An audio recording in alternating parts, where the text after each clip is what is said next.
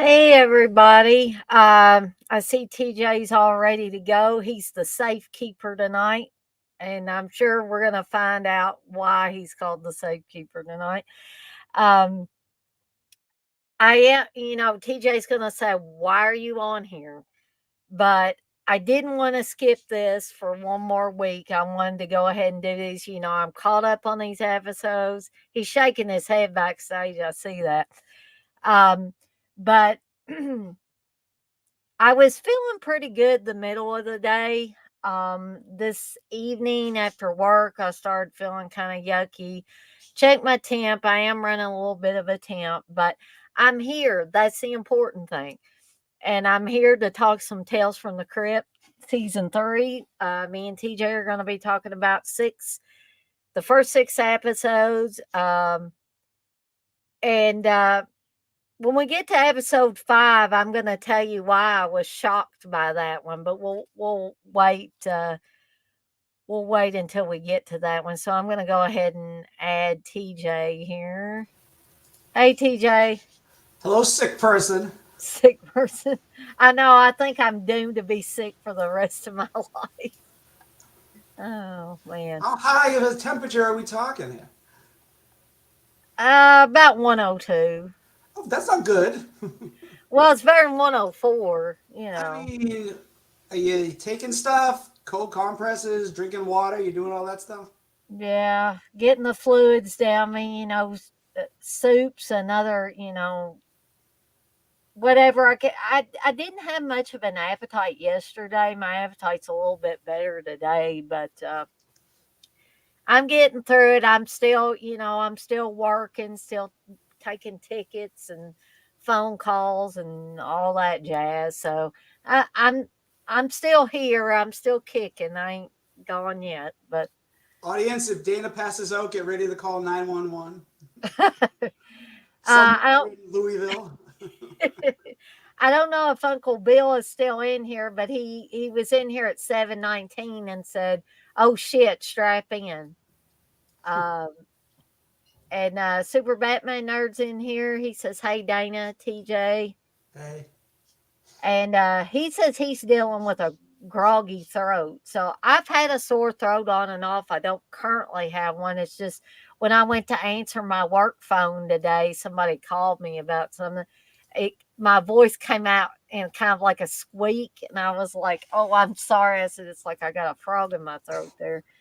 Um, I'm gonna turn up the volume a little bit because I can barely hear TJ. So maybe my ears are stopped up too. I don't know. Who knows? Um, Testing. One, two, yeah, testing. that's better since I turned up my volume a little bit. Okay.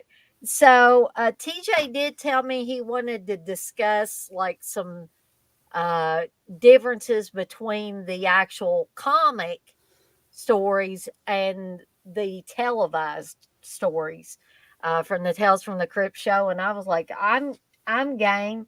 I don't think that's gonna like make us go wildly over or anything.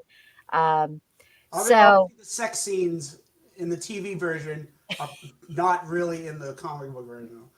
Though. right, exactly, because I wear my Tales from the Crypt shirt. yeah, I love it. This is the Actually, one that was when they released. I forget what issue it was. They had to censor it because they couldn't have a severed head. oh, So gotcha. what you see on the comic book, it's like right above where you can see the neck cut. So that way, it's like you can't tell that it's a severed head. What was that called? The comics code or something like that that Yeah, there was prevented them a from showing a they lot of. wouldn't, that was like the MPAA for comic books back then. Yeah, it's yeah. I think they have like ratings for comics way back, probably in the 50s or something. Something like that. Yeah. Yeah, the equivalent, I guess, to R and PG and stuff like that. But anyway, we're gonna go ahead and get started. And again, I thought I was gonna find a weak episode in this one, but when we get to that, I'll talk about that. but these all came out strong to me. What was your overall thought, TJ? Yeah, I thought they were pretty good. They get a lot of. It's a very star-studded third season, like just right off the bat. I mean, Yeah, actually, David Hemmings, for those of you that love Deep Red, will remember David Hemmings starring in that. He's actually in the first episode we're going to talk about. And like, Steve came walking through and he was like, "What movie is this?" I said, "It's not a movie, it's Tales from the Crypt episodes." And I said, "There's David Hemmings." He was like, "Oh, yeah." And then the next one had Kyle MacLachlan, but we'll get to that. So the first episode is Love to Death with Andrew McCarthy, Mariel Hemingway, and David Hemmings in it. Kathleen Freeman is also in it, which is it may be a name that's more familiar to TJ, but it's not right off the top of my head. Um, so, are you familiar with Kathleen Freeman, TJ? well, definitely when she. I mean, she was always older. I mean, Right. like on she was on Bewitched, and she's in Naked Gun 30, the third Naked Gun. She's in a lot of movies and stuff like that. That's why that one lady looked familiar. Joe Okay. Dirt, she's in Joe Dirt. Mhm. Okay. So, the original air date on this one, according to my set, was June 15th, 1991. And I'm going to go ahead and let TJ talk about the episode and also the comparisons between the comic and the episode. And then I'm going to throw my 2 cents worth in, and then we'll move to the next one. So I'll So this let is you go ahead, TJ. all right. So this is Love to Death. That was from Tales from the Crypt 25. Um, so Andrew McCarthy plays this sort of writer who's got writer's block, down on his luck. He lives in this apartment building with David Hemmings is the owner of the apartment building. He's like this rich eccentric guy who lives in his house, and you only hear him through like cameras, and there's cameras all around the place. Kathleen Freeman's like one of the nosy neighbors. This is a comedic episode, but then Andrew Mhm. McCarthy's a stalker in this movie. He Basically, yeah. So he's a writer. At the beginning, he starts. It starts with him writing, so you see his mind. It's through his mind, Mhm. um, and it's like a tawdry like romance novel type of situation. So he's not writing a horror thing, which is okay. So that's a little bit different. Um, and he's writing about this woman, and it's like like the '50s wife who just wants to have sex. It's like the sexual version of the '50s housewife who just wants to have sex with her husband. She rips off her clothes, and she's in her fishnets and garters and all that stuff. Mhm. She's got the really teased out blonde '50s hair. Of course, the wig is obvious. Um, I did not like Mariel Hemingway is attractive, but that blonde wig was just horrible on her, I thought. It was very comic booky. I don't know if that was deliberate, but it's like it's a comic book kind of thing. Uh, Robin Tunney's hair looked better in the craft than her wig hair, Oh yeah, definitely. but anyway, so he sort of gets snapped out of his fantasy, and he actually sees a, a neighbor. I think I can't. She moved in. She's a new neighbor. I forget exactly. And it's Mariel Hemingway, which is like he has to do a double take because this is the first time he's ever seen her, and it's the person that he's fantasized about, except she has normal hair. She's not this bleached blonde. Anyway, um, so he sort of is interested in her, but she's sort of ignoring him. She's an actress. She's just sort of she's not mean about it, but she wants to meet people who will help her career. And he's sort of like I think it's like his first novel, so he's not even like he's not a famous writer, and she sort of bumps into him, and he's immediately infatuated, but she's like, you're a nice guy, but I just maybe when you become a millionaire and you're a successful writer, we'll talk. But then she sort of she's like, oh, So he he he go he goes into her apartment. She thinks he's a delivery guy, and he's going through her mail. So he's already he's not a bad guy at first, but he's definitely overstepping boundaries, He's a little obsessed. and he gets worse as the episode goes. Mhm. Yeah, so she throws him out because she's like, "Who are you?" And he's looking at like the envelope, and it's like, "Oh, this is my hometown." And she's like, "Get the hell out of my house!" And then later on, she's like, "Oh, I'm sorry, it was a mix-up. Meet me for drinks later at my apartment." He shows up. She's on a date. She totally forgot about it. He's still obsessed with her. She's like, "Oh, I'm sorry. I didn't mean to be a jerk about it." Blah blah blah. Um, so she finally asks him in for a drink, and he forces himself on her, which is like, "No, no, no, dude, that's not what you do." Nope. And she rightfully throws him out and says, "Don't ever come back." He's like she didn't call the cops or anything, but yeah. So he meets the reclusive owner who says, "Oh, I have this drug, and it'll basically a love potion." Um, so he takes it from the guy and goes to her apartment one last time. And she's like, "Get the hell out of here!" And he's like, "Just one drink. You didn't. I misrepresented myself." And I'm like, "Yeah, you're a crazy stalker guy." Uh, um, so she begrudgingly agrees to a drink. He drugs her. He tries to kiss her, but she kind of slaps him away. So he's like, "Oh, I guess the drug doesn't work." But it's just a delayed reaction. She's madly in love with him. She won't leave him alone. She's bothering him. So yeah, he's sort of getting his comeuppance for being sort of a stalk. Like she's now stalking him because of what he did. So it's sort of like, haha, that's the first twist. Um, then he goes to the owner of the apartment building. He's like, "We got to stop her. She's driving me crazy." He's like, "Well, the only way to do it is to kill her." And he's had all these photos of these attractive women on his wall, which means he's been doing this a lot. He's been giving this drug to a lot of guys who are infatuated with these women. And yeah, so this guy's, yeah, David Hemmings, and he looks very creepy. He reminds me of what's the actor?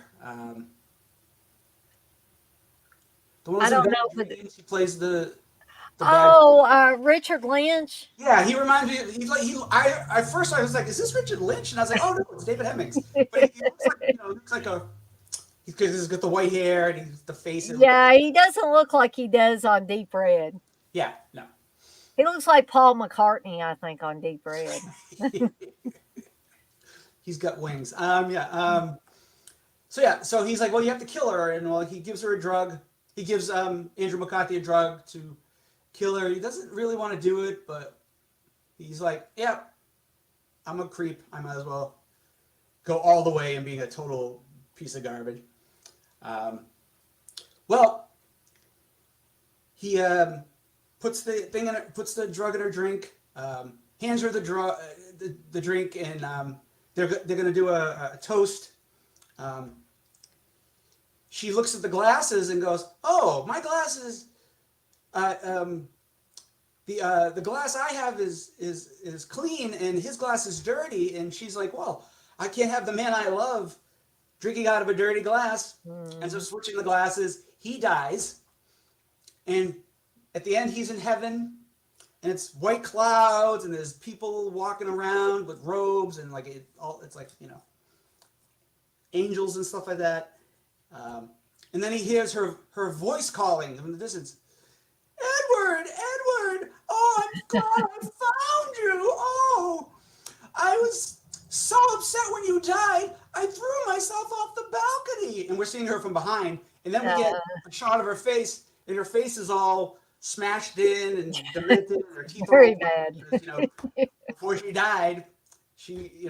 So not only is she So I'm guessing it's really hell, even though it's like a heaven hell situation. I don't know. I guess they're the same place. You can have them both in the same place. And now he has an attorney, not just with her never leaving him alone, but now she's ugly and deformed, so he's got screwed twice. So yeah. Yeah. So what are your thoughts? My thoughts on it. I like this episode, but I have to agree with TJ that Andrew McCarthy is totally obsessed stalker type. And not only is he obsessed with Mariel Hemingway's character, but he's also evidently obsessed with It's a Wonderful Life because he has a poster, which it's a great movie, by the way, but he has this poster of when it's got the traditional poster art. But as you watch the episode, it changes to the woman being blonde and looking like Mariel Hemingway. Yeah. And so that's kind of weird, but kind of interesting too. But um, really a classic Tales from the Crypt episode because you have somebody being a way that they shouldn't be. You shouldn't be obsessive. You shouldn't be stalkerish. Um, and you shouldn't be wanting to kill people. Um, That's a deep. really, I mean, I understand why, he was wanting to get rid of her, but I don't know. I always thought the David Hemmings character was almost like he was the devil in a way because he gives you what you want or what you think you want, but there's always a price or there's always something that's not quite right about this gift he gives you. So that's what I did. You think of David Hemmings as a devil like character? Yeah, he's definitely I don't know 100% the devil, but he's like a devilish type of character. In the comic book, he's like an alchemist, so he's not really just some random guy who has love potions. Like he's like I guess a witch or warlock more than anything. Ah, okay, that's interesting. Um, so I'll go ahead and let you talk about the comparisons between the TV version and the comic. Like in the comic, they're sort of like he's in love with her, and he tells her that he loves her, and she basically rejects him. So it's not really this big back and forth like it is in the movie, like in Mhm. the TV episode. Like I said, the guy who gives him the potion is an alchemist, so he's already he's super creepy already. But it's more of the same. But the drug, and she becomes obsessed. But there's not the extra twist at the end where she's deformed. It's just she's in heaven and with him and or hell and for eternity basically. But I think Tales from the Crypt wanted that little extra punch, so they added the whole um, yeah, the deformed face and stuff like that. So it's Yeah, and the sexy scenes and yeah. stuff like that. There was less lingerie in the comic book. I would imagine, yeah. Or it covered more than was covered on Meryl Hemingway in the Yeah. TV version. Um, so I'm going to read through these. I didn't want to interrupt TJ while he was talking about the episode, so I'm going to read through these comments real quickly. Hey, Blissful saying hello to both of us, TJ. Let's see. Hey, Russell's in here. Russell says he's just checking in, going back and forth on 3 live streams. Boy, you're a busy man, Russell. He's a playboy. Hey, Brian. Brian's bringing beautiful roses to both me and Blissful. I love that. I get digital flowers from Brian every time. Um, Russell says third one starts at 9:30 p.m. You are definitely a busy man there. So, do you want to move on to the next one, TJ, or is there anything else you wanted to add about No, I'm good. Lovely Death? Okay. So, we still got in under, even talking the extra, in under 15 minutes. So, you did well. I did well. Everybody did well. All right. So, uh, the next episode is Carrion Death. This is the one with Kyle MacLachlan. And Kyle MacLachlan is a nasty son of a bitch on this episode. He Mhm. is he is not like he was in Twin Peaks at all. So, I mean, he still looks good. In my opinion, he looks hot. Um, but he's not a character that you like in this. He's not a good character at all. This was right around Twin Peaks too, like maybe Yeah. same year or maybe the year after or whatever. So this one came out. Well, was this when they started to maybe have like, or did they when they started out? TJ, did they have like 2 episodes a night or 3 episodes a night or I something like that? noticed, yeah, on the when I looked it up on the internet, it's like listing them together. I don't. I guess that's maybe Because what. I'm seeing all three of the first episodes were supposed to have aired June 15th, 1991. So I was wondering if that's what they started doing, maybe like an hour and a half or Yeah, something maybe. I mean, like that's what that. they did the first season. The first 3 episodes were like all. Maybe that's just sort of how they did. Yeah, I don't. I don't remember how they did content back in the early '90s, but Yeah, I guess but they that's only did the first three of this season yeah. like that. It looks like the others were not. But anyway, I'm going to go ahead and let TJ start talking about Carrion Death. Yeah, so Kyra McLaughlin plays this guy Earl. He's a murderer. He's a thief. I don't know if it's specifically mentioned. He's probably a rapist. He's like everything basically. Um, um, by the way, this was a shock suspense story number 9. So this was before they became a horror. Um, though when we get to the end, it's a very horrific ending. So anyway, he kills this guy at the beginning. This cop on a motorcycle chases him. Um, they they both kind of get into an accident during the chase. There's a good chase scene at the beginning of this. So both of them, uh, yeah, Kyle McLaughlin, they crash their vehicles. So they hoof it. Kyle McLaughlin tries to get away. The cop is in a hot pursuit. Um, there's a like nice prolonged, cat and mouse chase thing throughout it. The cop finally catches up with him. Kyle McLaughlin kills him, but they're handcuffed together, and the cop has swallowed the key, so he can't get the handcuffs on. So he's got to carry this dead body across the whatever desert they're in.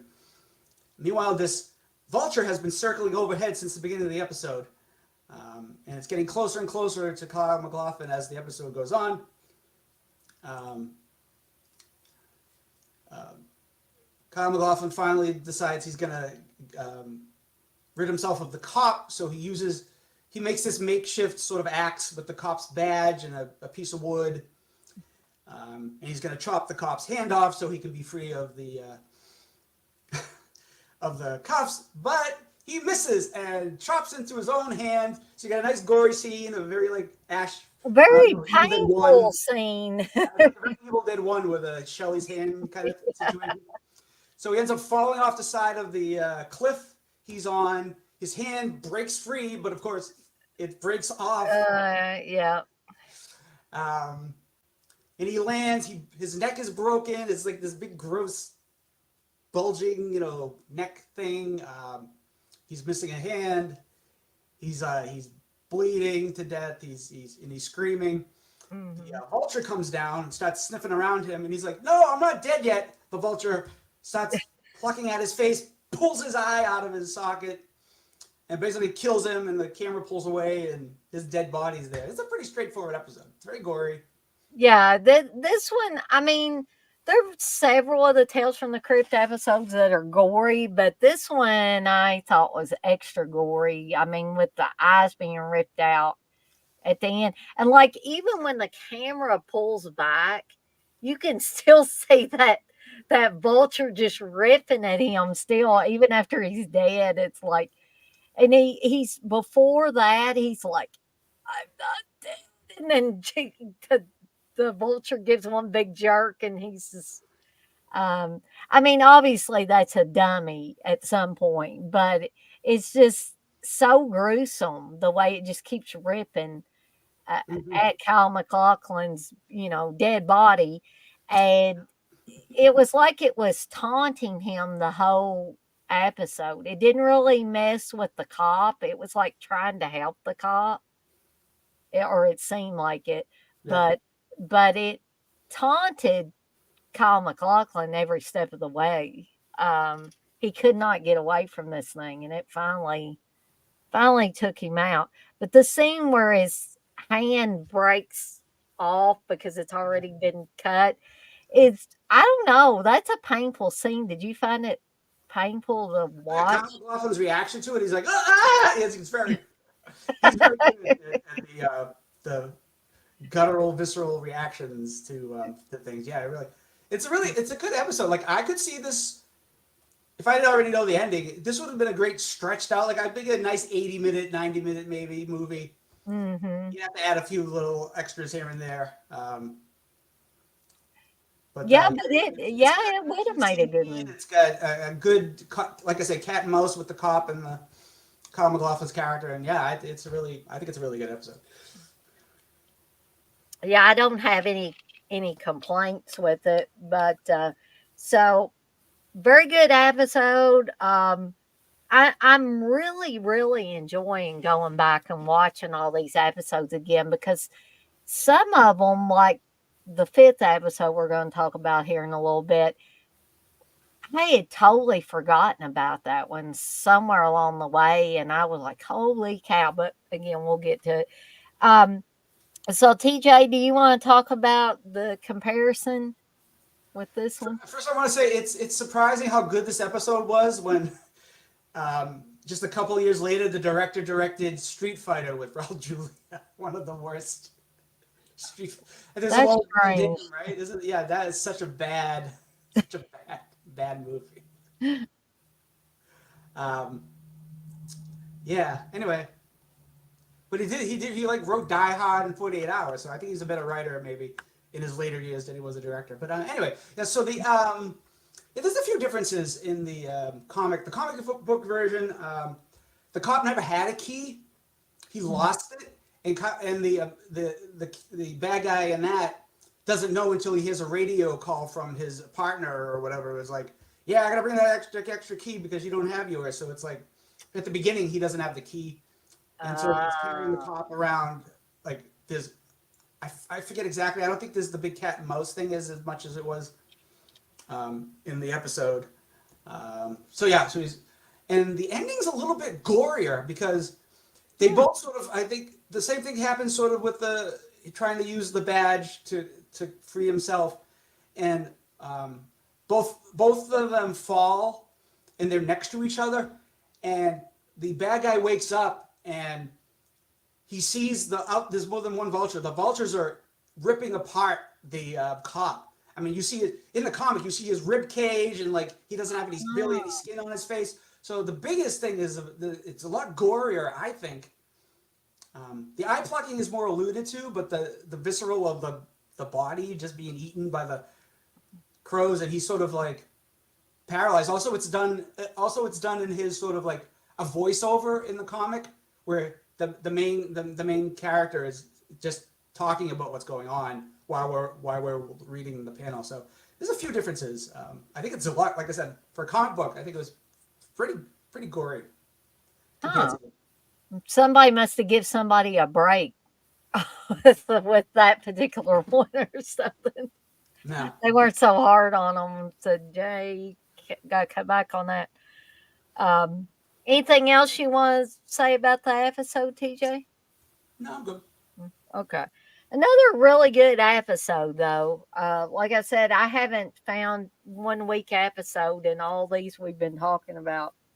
They just almost to me seem to be getting better and better, which is unusual for TV series, And especially. all the executive producers is like 50 executive producers. If they've put out really bad episodes, I don't know. Zemeckis and all those guys.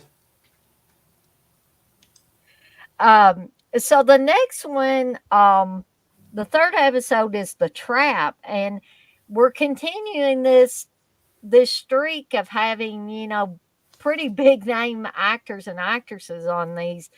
Terry Garr, Bruno Kirby, and Bruce McGill are all in this one. Um, and this one was directed by Michael J. Fox, who is Yeah. also has a small part in this. Surprise! He has a cameo at the end of the episode. So I'm going to go ahead and let TJ start talking about the trap. Yeah. So Bruce McGill is Lou Paloma. He's kind of a good for nothing. He just got fired from his job. It's alluded to. We don't actually see it, but we know he beats his wife. But it's a comedy too, which is like he makes a joke about beating her, and I was like, I know it's the early '90s, but ooh, Yeah. that's like Elvira had an old joke that she did on Movie Macabre where she's she's interviewing John Paragon, and he's a doctor who uses like food and stuff for ailments. So he goes, well, you've heard about using a steak for a black eye. And she goes, yeah, I do that every time I walk into a door. I'm like, oh, physical Uh, abuse humor. I don't know about that. some of that stuff used to work and people didn't think about it, but you go back and you watch it now. Yeah, yeah. So anyway, yeah. So he beats his wife, and he's not nice to her. Played by Terry Garr as his wife, and I'm like, this was like prime Terry Garr. Like she Oh, was yeah. still hot Terry Garr at this point. Um, I mean, she's older now. I mean, she's not gonna be hot anymore. I mean, once you go past a certain age, you're not gonna be hot anymore. So, all you people thinking I'm sexist. Anyway, so No, so I mean, that happens to everybody. We all get older. yeah, that's why when people go, "Oh, she's so unattractive now," I'm like, "Wait till your wife gets old, honey." Wait till that happens. Then you're like, Wait till "Oh." you're waking up next to the old wife, or, Yeah. the old How wife did is you waking get up to be next to 60? old. We've been each other for 40 years, and I was 20 when we met. That's how I became 60. Anyway, so yeah, so he lost his job. He's broke. He comes up with a brilliant idea to fake his death and get the insurance. Um, he gets his wife to go along with it. He calls his brother, who's a mortician. He gets him to help.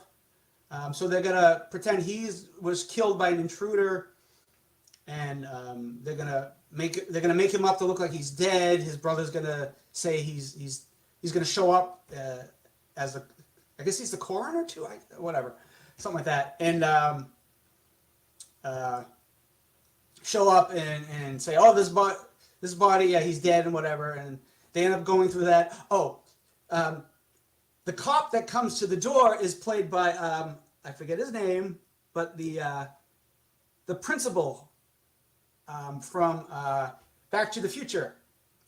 Oh, that's right. He's the Yeah. cop that comes in, and funny that Michael J. Fox directed this episode, and Right. so it was like I guess they're a little mini reunion for the two of them. What the hell is his name? I can't remember his name.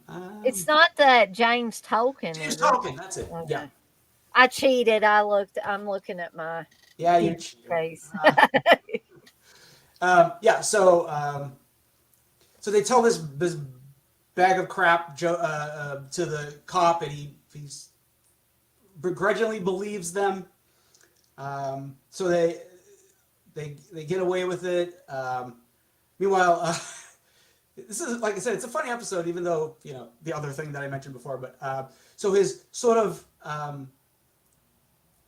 bitchy mother comes, and like I said, this guy's a bum, a loser, abusive, all this stuff. but his mother dotes on him and thinks he's the greatest thing in the world. Hates the wife, hates her other son, like treats them both like garbage, and is like, Mhm. okay, sure. The one that, and there's a comment earlier about how they've borrowed so much money for her, she doesn't have any money left, and he goes, well, ask your mother, and she's like, fuck you, ask my mother. Right. Yeah, but she gives him a weird. Terry Guy gives him a weird face.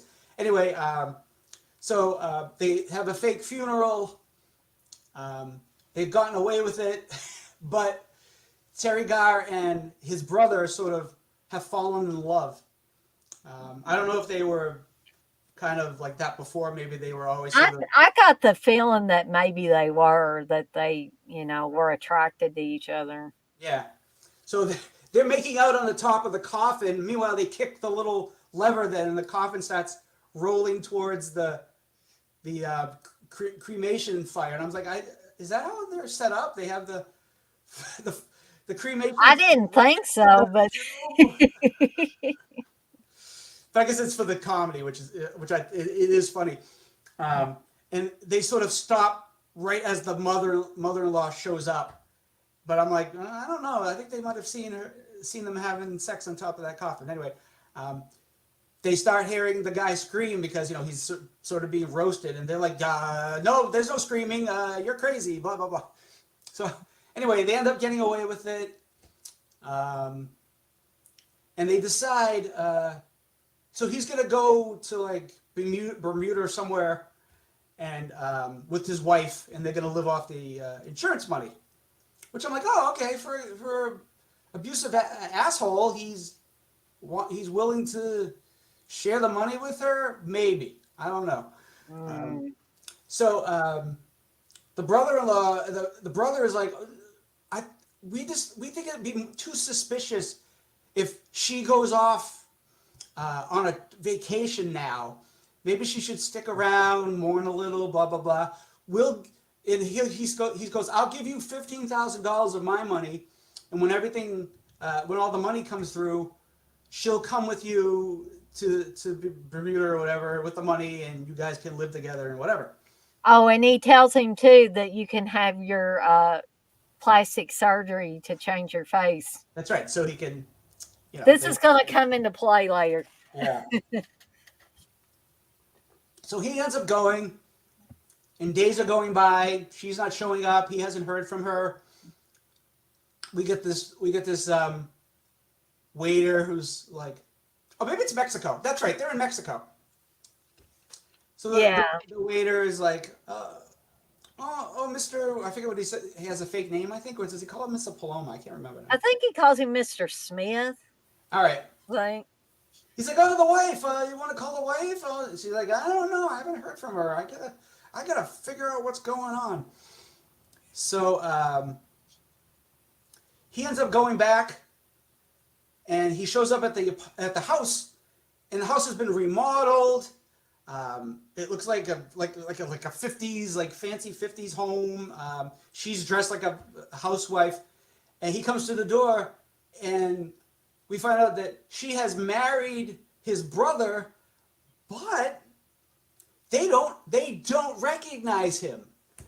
He's like, no, it's me. And they're like, we don't know who you are. And they call the cops. The same cop comes by, and they're like, this guy showed up. He says he's my husband, but my husband's dead. This isn't him. And the guy's like, yeah, I know. I examined the body. You examined the body. He's not. This can't be your husband. So there's a trial. Of course, the prosecutor is Michael J. Fox. This is where Michael J. Fox Yeah. has a cameo near the end of the episode. He's the prosecutor against Paloma, who keeps saying, no, I'm Lou Paloma. And they're like, no, you're not. Because we found your fingerprints at the scene of the crime and no one else's. Which is a kind of like a cheat where it's like, Yeah. how A do little they bit. change his fingerprints? And or they wouldn't know it's his fingerprints over. That's a little bit of a stretch there. Yeah, but it's a comedy, so it kind of you kind of have to forgive it a little bit. So he ends up getting the and there's the mother is on the stand, and Michael J. Fox goes, Can you point? Do you see your? I keep doing that. Can you see your son anywhere? And she points to Paloma and goes, "There's my son right there." And then they're like, and then he's like, "Aha, see?" And then she goes, "And you're my son, and you're my son." So Yeah, everybody, all the guys are her son.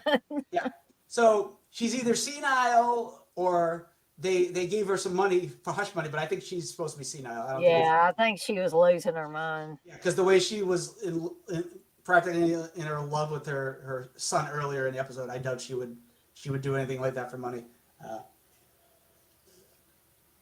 it wasn't as bad as Corey's mom in Halloween Ends, but anyway. Oh God. As bad as that movie was, that scene is so cringy and Oh so my funny God. because it's so cringy. It's anyway. So he gets the electric chair, um, and the brother and our ex-wife live happily ever after. So Yeah. I thought it was another good episode. I mean, there were a couple of things that maybe was a stretch in it, but yeah, like TJ said, with the comedy element mixed in, everything seemed to work. And um, I thought it was amusing to see Michael J. Fox do a cameo in an episode he directed, and to have the principal from Back to the Future be in there too yeah, that was great. was an extra added bonus. I knew I had seen that guy somewhere before, and I just totally forgot about Back to the Future.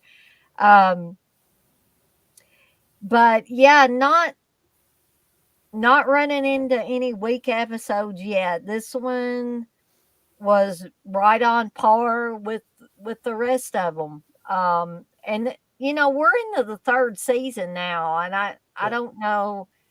Maybe it was because they had so many great writers and directors and producers and all that stuff. Maybe that was the reason why the show. Yeah, I haven't ran into any stinkers yet, and we usually run into at least one or two by now, and Usually but these things, when you have so many people involved, sometimes they all get crossed, and it kind of makes everything kind of crappy. But I think they sort of all. I don't know if I've ever seen a behind the scenes about the producers, but from watching the episodes, it seemed they must have all sort of clicked on agreeing with stuff. So it was probably better than you get three different writers who write three different styles, and it just like it's a big mess sometimes. right. But That sounds very plausible. So yeah, I'll turn it back over to TJ to talk about the comparison before we move on to the next episode. by the way, the brother was played by Bruno Kirby, who was in City Slickers. He was um, one of the friends of Billy Crystal in that movie. And Um, when Harry met Sally, he's the friend of Billy Crystal in that too. So yeah, they must be buddies, and there's like put him in every movie together. yeah. He's like in Good Morning Vietnam and stuff like that. Hmm. Anyway, so let's see the comic version. The wife is sort of the one that comes up with the idea about um, the, uh, the money and everything like that. So I think she's more the antagonist in it.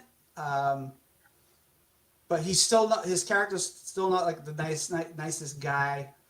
But this was a shock suspense story too, so it was more about you know a crime situation more than like a supernatural or like a horror um, one. And it's a funny episode too. So Hmm. yeah, but I think that's the biggest difference. Um, my notes say, let's see. Oh, and he's hanged, not electrocuted. Oh, okay. Which I think Probably it's because of the time period yeah, I difference think a it's little yeah, I bit. think it's more from like back when the comic book came out, and it's more like a gallows is more of a way to. And it's creepier too, where you just see the feet dangling. You don't need to draw like a whole electric chair and everything like that too. So I mean, Yep. so yeah, those are little differences here and there. But But I like hearing about these differences. It's interesting to see how it uh, transferred from like the printed page, the comic, to actually being on HBO. many, many years later. Um, so the next episode is I love this episode. I mean, a lot of it might have been a little bit of a stretch too, and we're going to get into that here in just a second. But I just love the concept, the way these things were set up, and it's another one of those episodes where um, you think you know what's going on, but then another twist comes. And this episode was Abracadaver, and stars Bo Bridges, Tony Goldwyn, and Tom Wright. And Mm-hmm. am I incorrect, TJ? Was Tom Wright, wasn't he the guy that played the hitchhiker in Creep Show too? Um, A different guy. I kind of looks like him. We're not gonna look it up. Let me see. He does look like him, doesn't he? He's got a ton of credits. I got to scroll a lot here. Oh, holy Uh, cow. well, at 87. There you go. Oh, he's in True Beverly Hills. Okay. Yes, he is. Yeah, he's exactly. You're right. Okay. I thought that name was familiar, and I also thought the guy looked familiar. I was like, I know I've seen that guy somewhere else. Um, Even though through most of the episode, his hair's a little different. That's all I'm going to say right now. Yeah, well, for part of the episode. Yeah. Um, so I'm going to go ahead and let TJ start talking about Abracadaver. So this one was a Tales from the Crypt. The different there's a well one comic difference I like to bring up on at the head of the thing. Its original title was Dead Weight, Wait, um, and I think oh no, I'm sorry, it was Dead Right. Sorry, it was Dead Right, and I think they Oh, okay. changed the title because the next episode was called Dead Weight, Hmm. and I don't think I think they didn't want to like confuse the episodes, so when they I think they renamed it, and also I That think was the smart. abracadaver is kind of a nice play on words there, and I think Hmm. um, so this episode's not really funny, um, so I'm like that it seems like a comedy kind of title, but or it seems like something that Stuart Gordon would have directed with that title, abracadaver. The sequel Yeah, to and you even have a solution that looks strangely like the reanimator reagent yeah, fluid. I wonder like that sounds like it would be an alternate title of Reanimator, Abracadaver. Because that's sort of yeah. I mean, so anyway, um, this was Tales from the Crypt 37. Ooh, they had a lot of Tales from the Crypt comic books. Anyway, so it starts off with these two brothers, Bo Bridges and Tony Goldwyn of Ghost fame. He's the asshole in Ghost. Um, And Friday 13th Part 6 is one of the camp counselors. oh, that's right. I forgot he was in that movie. Or one of the head counselors, I guess I should say. Oh, I'm like, oh. Oh, and he's in that Last House on the Left remake too. Oh, that's right. Yeah, I'd forgotten that. So they're brothers. Um, Goldwyn is Carl, and Bo Bridges is Martin. Carl is sort of in school. They're both doctors. Um, Carl decides he's going to ask his brother to help him out, so they go to the morgue late at night, and he's going to help him for his test. They're gonna dissect the cadaver. Um, and it's a nice, it's very Reanimator. I'm surprised they didn't get Stuart Gordon to direct this. It was directed by Stephen Hopkins, and I don't know what the hell he's directed. But Stephen Hopkins, that name is so familiar to me. you think as close as it was to being? Oh, did he? Oh, okay. He directed Predator 2, but he also directed Dream Child, the Nightmare on Elm Street Dream Child. That's probably where I remember seeing his name from. And he produced the Lost in Space 1998 version. What the hell was in that? Was it Lacey Chabert? Or was it, I can't remember who was in that. Can't even remember. Somebody from Party of Five or something like that. Anyway, uh, so yeah, so he's helping him with these corpses and he's trying to find a fresh one. So we get some nice reveals of these sort of messed up corpse faces and stuff like that. So very good special effects in this. Yep.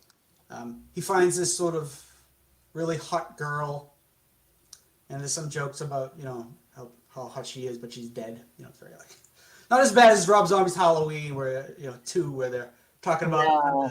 like I'm gonna have to check with the naked chick, and like, oh, okay, she's dead, and she's like 17. Calm down. Anyway, so one of the corpses comes to life, scares Beau Bridges. It was all a big joke. Carl is a big joke type of guy. He does these practical jokes all the time.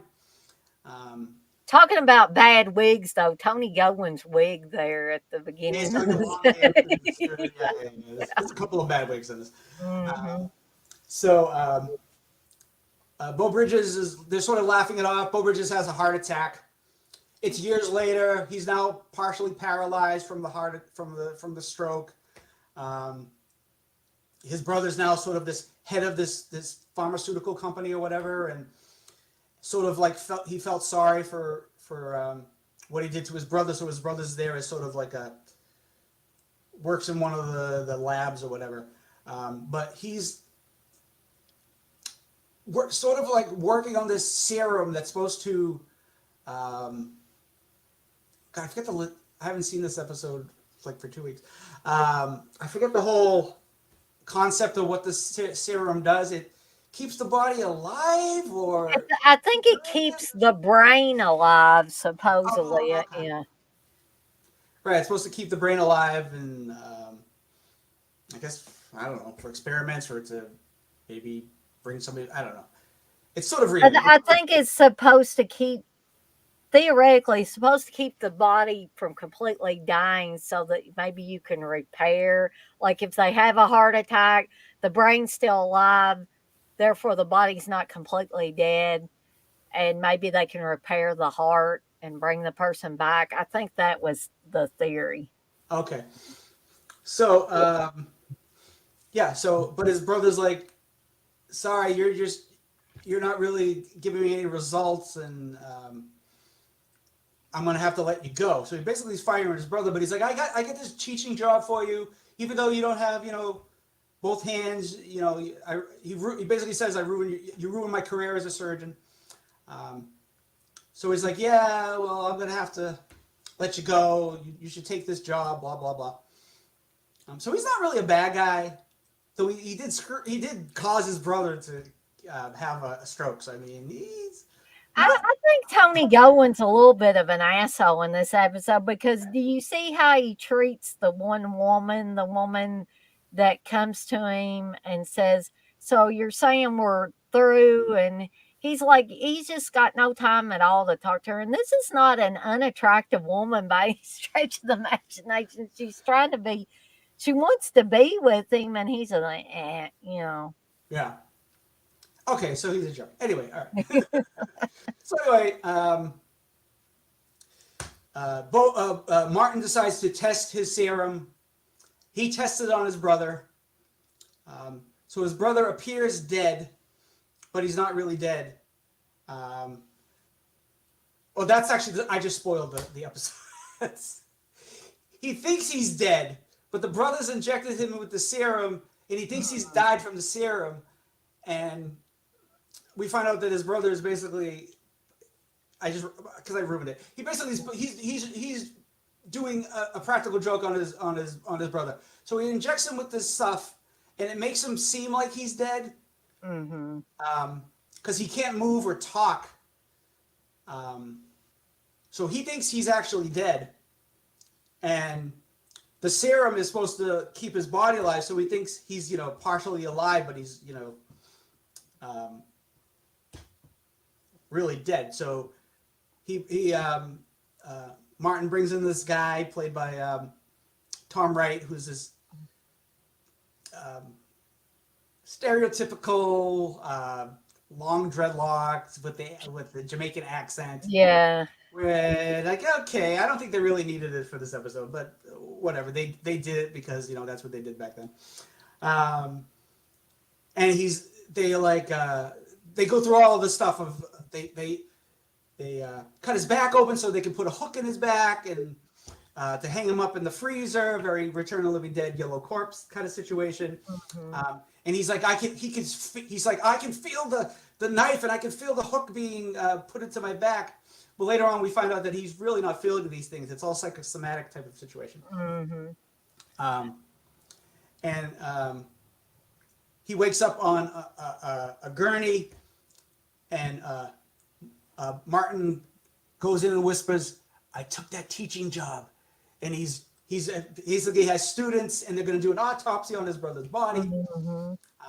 So he grabs the saw and he starts cutting his head off, and he starts screaming, but he's only screaming in his mind.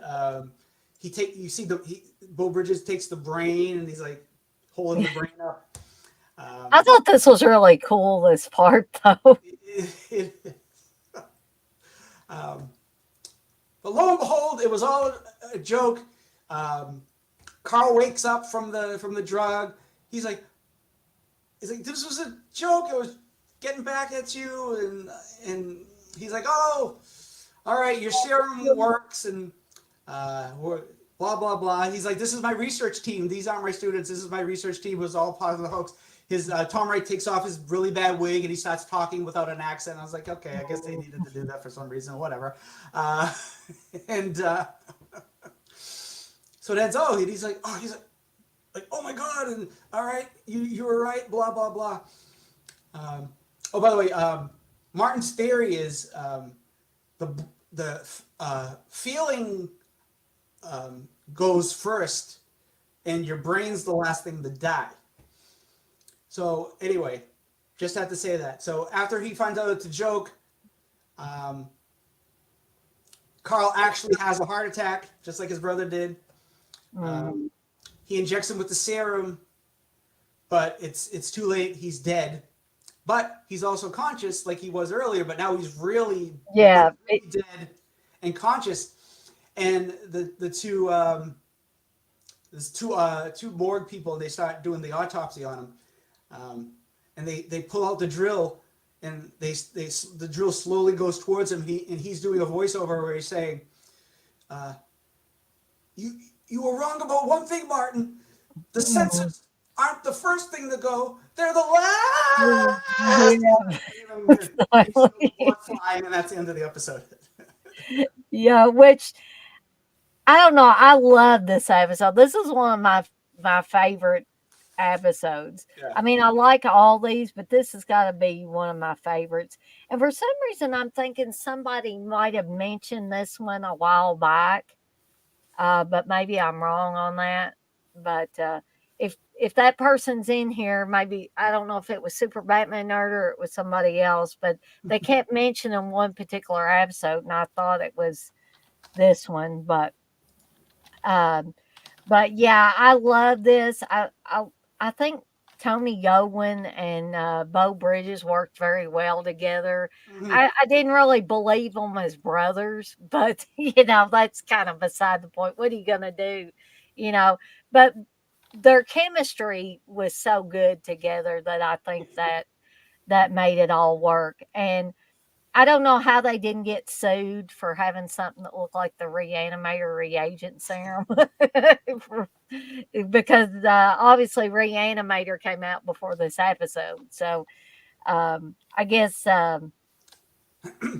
maybe nobody involved with Reanimator, maybe Stuart Gordon didn't give a shit. Maybe he saw it and thought, oh, that's a good episode. Oh, they used my reagent serum. I don't give a shit. You know, let them go ahead and do it. Or maybe he didn't. I don't know.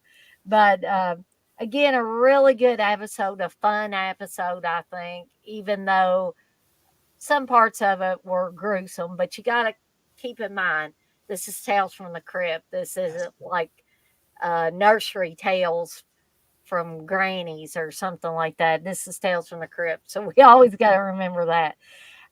So I'm going to turn it back over to TJ to talk about the comparisons. So in the comic version, they're two friends, and they're older, like guys in their like 70s or whatever. It's more like the that episode of Tales from the Dark Side. I'll give you a million. Hmm. It's sort of more like that episode with the two older guys, and it's still the same thing with there's the drug and there's the practical joke aspect. This one there, he's in the grave and he thinks he's being buried, but he's really alive, and he wakes up out of the coffin in the graveyard, and but he ends up dying again. So it's not as intricate as Abracadaver. It's a more straightforward. It's a joke, but then the joke goes bad, and someone really dies, and then you know it's a very different version of the same thing. Like if this was a remake, I would be like, oh, this is great. Like if they usually you see a remake and it's just not as good as the original. I think this Abracadaver improves on the original, Hmm. but they both work as far as when they're done and the time periods and all that stuff. So yeah. Well, thank you, Steph-O-Matic, for the $2 super sticker as well. He says, thanks, TJ and Dana, for taking the time to go through all these episodes. Well, I'm really enjoying these. Like I said, I got a little tired with the Friday 13th, the series, and didn't think I would, but Yeah. towards the end, like I said, it was a chore. But these have all been fun. Super Batman Nerd, you say that you mentioned the trap episode. Okay, so you mentioned the one with Terry Garr and Bruno Kirby and Bruce McGill. Okay. Uh, let's see. Wes says, I have a special request for the next series of shows, the Dana and TJ team. How about the Hitchhiker boss? Could be huge. Can we find all those episodes though? I think there's a lot of them on YouTube, A lot of them on YouTube. but those are more like softcore porn with sort of a horror aspect. I mean, I don't even remember a single episode except the hitchhiker dude walking down the street. I Um, remember the opening, like, yeah, the yeah. intro or whatever, but First we see his butt in tight jeans, and then we see naked women the rest of the episode. So yeah, I I like the can't that part. remember one episode all the way through, but I'm like, TJ, I remember the intro, but I don't know. Um, but maybe we can come up with something, Wes. I'm not going to say we won't, but We'll do the USA versions that were the syndicated USA version. and they probably had a lot less female flesh in them, I would imagine. Yeah, I'm sure the episodes are very short too. So, TJ, anything else you want to say about Abracadaver? Reanimator 2? No, I have nothing else to say. Reanimator 2, yeah. They should have had a Stuart Gordon thank you at the end of the episode or something. Yeah, something, yeah. For that, again, yeah, that looked almost exactly like the Reanimator stuff. But, anyways, moving on to episode 5, top billing. This was the episode, and this is also full of, let me bring that up first. This is also full of well-known actors and actresses because we got John Lovitz, we got Yes. Bruce Boxleitner. Is that how you pronounce it? That's it. Okay. You got it. John Aston, Louise Fletcher, Kimmy Robertson, Sandra Bernhardt as well. Paul Benedict from Yeah, Adam's Paul Heenan. Family and the Jeffersons. Yeah, that's right. Not the Adams Family TV show, the Adams Family movie. He was the next door neighbor who they kept breaking his windows with the golf balls. I love that. Oh yeah, that's right. And he's the judge, and they take all the money away from the Adams Family. Hmm. Now, this was the episode that I thought was going to fall flat at first. I mean, there was some comedy in it at the beginning, and kind of I guess it was a like a harder edge comic, um, because John Lovitz is in it, but poor John Lovitz in this episode is He's kind of the a straight man for 80% of this movie. yeah, exactly. Everybody He's else not. is funny. He's not. He's the least funny out of it. You would expect, John Lovitz. He's gonna, you're not gonna get John Lovitz from The Wedding Singer or something like that, being all sarcastic Or the and critic, it the stinks. critic. I think I've got that whole series, I think, somewhere on DVD. Um, but I was expecting Louise Fletcher to, like, sometimes when you see these people that play the straight man or woman most of the time, Yeah. usually when they have them on episodes like this, they'll throw a fuck in there or something like that. But Louise Fletcher didn't say fuck, or, like, I don't know if she said any curse words. She And pulls out the floss and starts flossing yeah, her the teeth. floss was hilarious. But I'm going to turn it over to TJ to start talking about this episode, top billing. So, yeah, John Lovitz is an actor. Like I said, he's playing the straight man for most of this episode. Um, he's sort of a down on his luck actor. His buddy, or frenemy, I guess you'd call Yeah. it, Bruce Boxleitner, is sort of this, attractive guy, and he keeps getting roles because he's really good looking, but he's a bad actor. And John Lovitz is like, I'm a great actor, and I don't know why I can't get these roles. And everybody keeps saying to him, you gotta have a look, and you don't have the look. And his buddy's like, you just wear some nicer clothes, maybe get a little bit of a nose job, and you'll be fine. So basically, his life falls apart as the episode goes along. So first he goes to this audition, and it's audition for a slasher movie, I guess, where he's a killer. So his audition is to go in and try to strangle the I guess the casting agent, Mm-hmm. who's played by Sandra Bernhard. And Sandra Bernhard's very like deadpan, and with her usual self, but it works for this because she's like, Mm-hmm.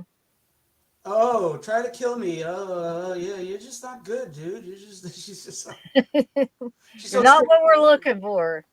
She's not even trying, but she's really funny in this, and she's basically like, yeah, you just don't have the look, man, and like.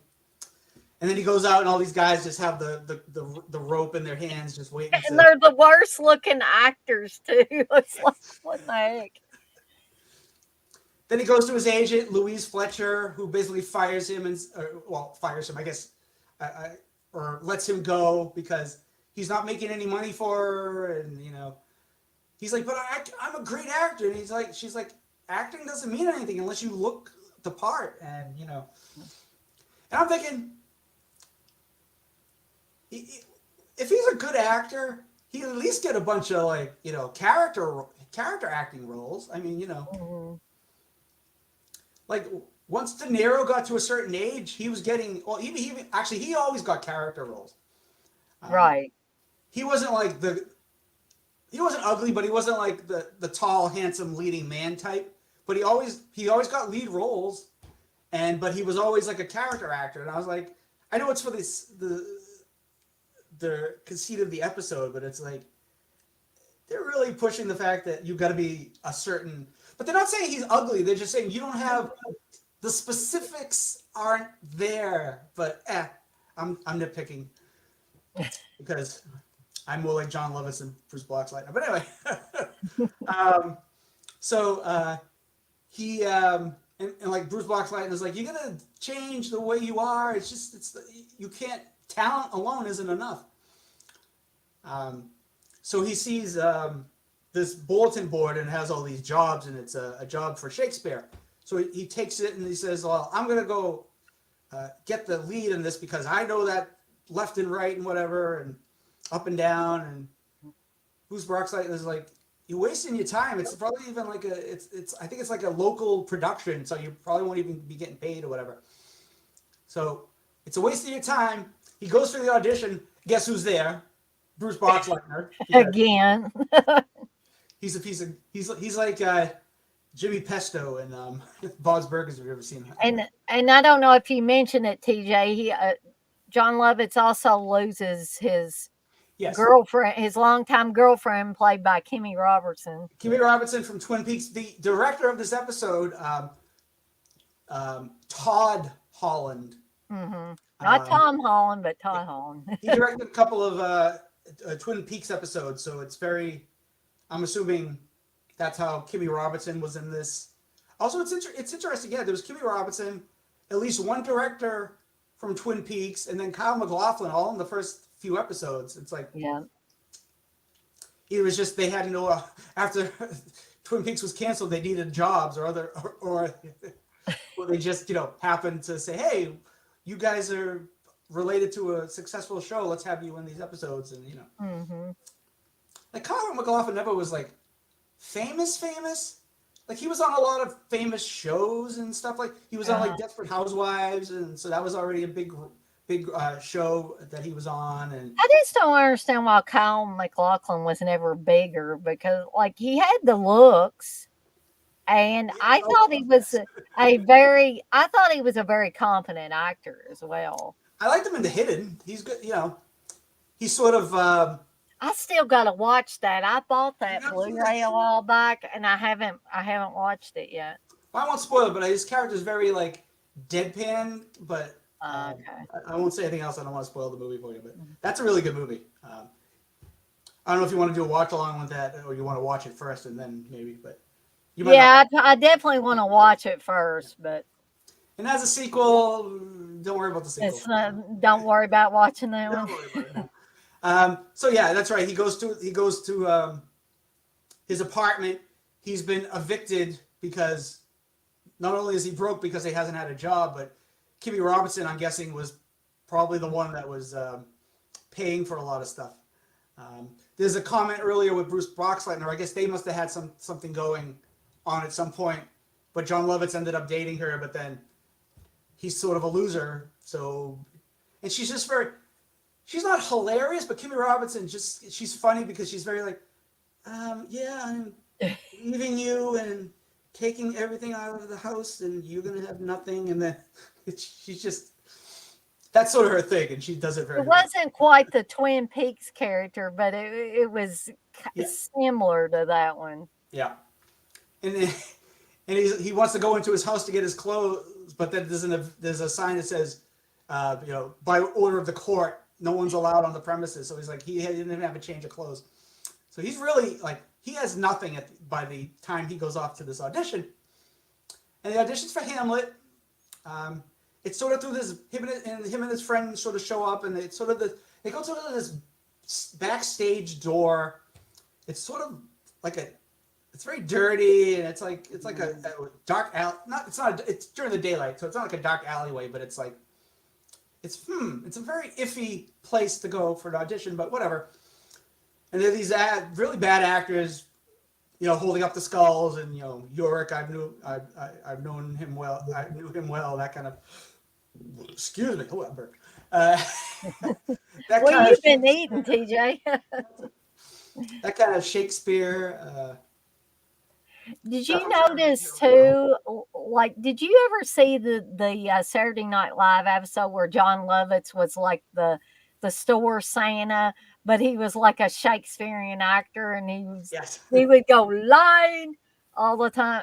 But he says Acting. something. He says something in this episode that sounds just like he did on that Saturday Night Live skit. That's right. Yeah, he was like acting. That's what that's right. He did all that. So he gets introduced to the stage manager, played by Paul Benedict, and he's very like a stage. He's very like effeminate and kind of backstage. I mean the gays run Broadway. Hate to tell you, but it's the truth. Anyway,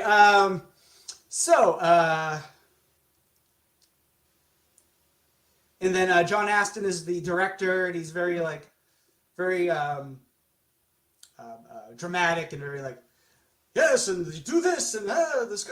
So and there's this little comment about how the skull for Yorick just keeps disappearing, and they don't know who's taking it. So there's like a little mystery that's showing up. Anyway, Lovitz thinks he's a shoo-in for the character, but Boxleitner gets the role because, as everybody's been saying, and John Astin's character, Nelson Hallowell, says the same thing. He's like, "You don't have the look. You the high cheekbones, and it's just not." So basically, John Lovitz snaps, and this is when John Lovitz starts to get funny because Yeah. he gets one-liners and stuff like that. So he like his like at the beginning of the episode where he's auditioning for a strangler character. He pulls out some rope, strangles Boxleitner, Yeah. hides his body in like one of those Looks like a laundry laundry thing. cart. That's right. Yeah, Yeah. yeah. Like Annie in the Annie movie when she hid in the Yeah, laundry right. cart. And he's like, his legs are sticking out because he's now wearing his Hamlet outfit. So his legs are kind of sticking out. He's in his underwear. You see, and he like sort of folds his legs over and kind of pushes them in. And he goes out and they're like, "Where's the other guy?" And he's like, "He must have had stage fright. He left." So here's where we find the twist. Mm-hmm. The twist is that this isn't an audition at a theater. He has gotten into a insane asylum where the inmates have taken over the asylum and have Literally. killed all the nurses and all the doctors and everybody. And the part wasn't for Hamlet. The part was for Uric. Who is He's dead. going to kill him, cut his head off, and use his skull. So that's one of the big twists. Which the ending of this, I was like, holy crap, that's for so many little comedy things thrown in. Yeah. That ending was very creepy to me. And John Aston really pulled out all the stops of looking like a crazy guy He's at so good at the playing crazy. It's really. end. But yeah, I was hesitant at first, but once I got into it, and then bam, that twist ending, I was like, I totally forgot about this episode. Yeah. And even if I had remembered even one part of it, I still would have forgotten about that twist ending. So this is like, to me, this is another one of those great episodes because I felt like it kind of lulled you into a false sense of this is going to be sort of wacky. Look at all these goofy characters we've got in here and stuff like that. And then they hit you with that right at the end. But TJ, did you remember this episode from way back when you watched these originally, or was this like watching it new for you? As I was watching it, I started to remember, but yeah, I didn't remember this specific. I remember the ending because it ends with, like I said, they're doing Hamlet. He's holding up the skull. It's got like one eye, and it's Yeah. basically the rest of it's a skull. And then the camera pans to outside where the cops have finally showed up because I guess somebody called the cops that all these inmates killed all these people, and you see John Lovett's discarded skin Yeah. just in the trash with one eye, and it's just like it's so like gory and bloody, and it's like I remember that part, but the whole episode that led up to it, I was like, oh, so yeah, it was sort of like, oh, I'm sort of And watching this. wasn't there a dog or something that came up A dog too? grabbed the head and ran off. Yeah, that's what I thought. There was something else that happened, like, and the cops don't even see the No, it skin was of the head. the asylum. Yeah, but like it was, what it reminded me of. Of course, Stranger Things was like much much later, of course, but the Stranger Things. Is there anybody in here that hasn't seen the latest Stranger Things episodes? Because I don't want to give anything away here. TJ, are you all up to date on them? Or Yeah, I wait for the new series to finally come out. yeah, that's what I'm doing. So I guess if you haven't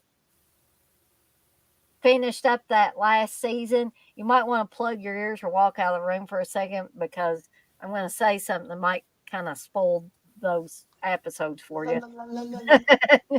But since TJ is on here with me and he said he's all caught up, it won't spoil anything for him. So, what's the part where it showed all the dead doctors and nurses and stuff like that, and security guards in this insane asylum? It reminded me of that one episode of Stranger Things where it was going back and you're not caught. Well, plug your ears, Wes, or walk away for a second because I got to make this comparison. Um, so I gave him fair warning. Walk away. I'm going to tell it. I'm not kidding you. So when it's going back in 11's past and you see the scene where there's all the dead people all over this facility.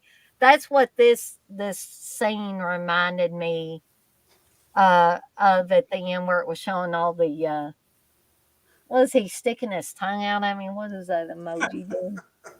Or is it just the Both covered. Yeah, it's um but anyway, that's all I'm gonna say, Wes, okay? Um it but reminded me of a yes, few things. It reminded me of the movie Asylum, the Amicus movie, yeah, you're right. because that's sort of isn't that yeah the inmates take over the asylum, and then there's that what's that '70s movie where the nurse Oh, don't look in the basement. I yeah that one yeah it Yeah, reminded me of a few things, but then again this Tales from the Crypt episode was way before that, so I mean yeah, they if even if they didn't read the comic book they stole from Tales from the Crypt. I think. yep. Well, this was Uh, the Vault of Horror. Was this? Wait a minute. What was this one? This was yeah. This was Vault of Horror 39. This was this okay. episode. So I'm gonna turn it back over to TJ to talk about those comparisons real quick. Yeah, there's a few things. The girlfriend thing was added. There's no girlfriend. Um, there's not this one rival in the comic. He goes through this audition, and it's more of a short slasher where he kills off a couple of different people who are up for the role. So so he's more of a villain in that episode than in I mean he still kills Brock. He still kills Box Lightner in this, but it's not as simple as that. It's more complicated because, like I said, he has to kill these. He kills a person, hides the body, kills the next person. So I think that's the biggest change in the comic, and it's also sort of from the aspect of the play being put on, Hmm. not. And also another twist is it's not just a random asylum in the comic. In the comic, it is actually a home for actors who are insane. So, which I don't know if that's Oh, what you're thinking of. that's kind of interesting, though. So like the last panel is like the front of the building, and it says I forget exactly what it says. It says something of the criminally insane. I can't remember. I So think you it's know a movie. Actors Home for the Criminally Insane. That's what it is. You know another movie that kind of has a similar aspect of it to this episode is Curtains. I'm not going to go into deep detail in case some of you haven't seen Curtains, but if you've seen Curtains, you'll know exactly what I'm talking about. Clayton, you understand? Clayton. Right. But yes, this is a very good episode. Unexpectedly Mhm. gory at the end. I mean, we don't Yeah, see gore, but we see this flesh and everything. That's kind of we kind of see the after effects of it, and just John Aston coming towards John Lovitz with that axe is yeah. creepy enough. Your mind can make up all kinds of images that are probably more gory than what they could have actually showed anyway. Oh, and, Uh, and there's a good joke at the end where John Aston's like, I guess he does have the look. yeah. Right. Anything else you want to add to top billing, TJ? No, I'm good. So I'm gonna look through these really quickly. I probably won't be able to read them all off, but I noticed that Wes said, what did he say? It was something about Steve's birthday. That he has one. Oh, he says, "Hey Dana, did you see where I bought Danielle Harris's fart jar for Steve for his birthday?" No, I did not see that. I mean, did you tell him that last night when y'all were doing that show together or what? She has a jar of farts. What? I think he's yanking my chain. I don't know. Um, well, Mr. Russell, he said, night off to live watch party for the faculty for members only. Never seen it. Uh, Well, I've la de seen the da. faculty, but it's been a while. Well, la de da. Ain't you doing something fun? And somebody said, how was he going to wrap it? He said, very carefully, going to make sure the fart stays sealed for oh boy. And he also says Kyle MacLachlan is great and don't tell her it's me. I know that movie, but I don't think I've watched that one. Uh, hey, Coco. Coco says, just tuning in. I like this episode a lot. I believe she was talking about top billing. Mm. And Coco says, didn't John Lovett sing Ladies' Night in this episode? I think she's joking, but he did sing Ladies' Night in The Wedding Singer and grabbed his crotch, too. So there you go. Um, Blizzard wants to know when is the final season of Stranger Things. I have no clue. Was I've it a been writer's strike? I don't think they started filming, so the strike yeah, will be over first. Um, probably. it's weird seeing all these movies that are coming out, and I'm like, when are you going to film them? Because you don't have actors right now. Right. That goddamn Blood and Honey 2, I don't know why they're making that damn. Are they making a Blood and Honey too? Yeah, the rights for Tigger are now up, so they're going to have Tigger in this episode and the next movie. Oh, is Tigger gonna be killing people too? They killed off my favorite character. They killed off Eeyore, which really pissed me off. Oh man, you Oh, did can't I kill spoil that? Eeyore off. Yeah, all the other animals are hungry because Christopher Robbins leaves them to fend for themselves, and they end up cannibalizing Eeyore, which we Holy hear about. crap. I was like, oh. Like it may sound blasphemous to especially to people that love Winnie the Pooh like my neighbor does, but I think Eeyore is my favorite character of the Winnie the Pooh characters. He's I like, I love love Eeyore. characters that are depressed. Those are my favorite. I'm like Eeyore a lot of times. He goes around. Oh bother! That's kind of like how I am a lot of the time. I like Boober Fraggle. I like Eeyore. I like Sadness in the what was that movie with all the person with all the emotions and the little girl. What is that? Oh What was that? shoot! Um, Now.